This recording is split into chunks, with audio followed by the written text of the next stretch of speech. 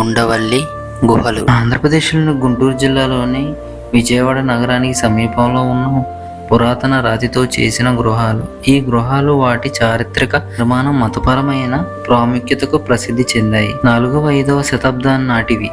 విష్ణుకుండిన రాజవంశం కాలంలో నిర్మించబడ్డాయి. 4వ శతాబ్దం నుంచి 7వ శతాబ్దం వరకు దక్షిణ తెలంగాణ ప్రాంతాన్ని, కోస్తా ఆంధ్ర జిల్లాలను పాలించిన వంశస్థాపకుడు రాజేంద్ర వర్మ.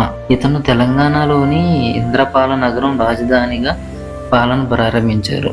మొదట దక్షిణ తెలంగాణ జిల్లాల్లో పాలన ప్రారంభించి క్రమక్రమంగా తూర్పు వైపు కృష్ణా గోదావరి మధ్య ప్రాంతాలను ఆక్రమించారు. అయితే ఈ గృహాలు 7వ శతాబ్దానికి చెందినవని, 4వ-5వ శతాబ్దానికి చెందిన గుప్తుల కాలం నాటి శిలా నిర్మాణాలను చూడవచ్చు.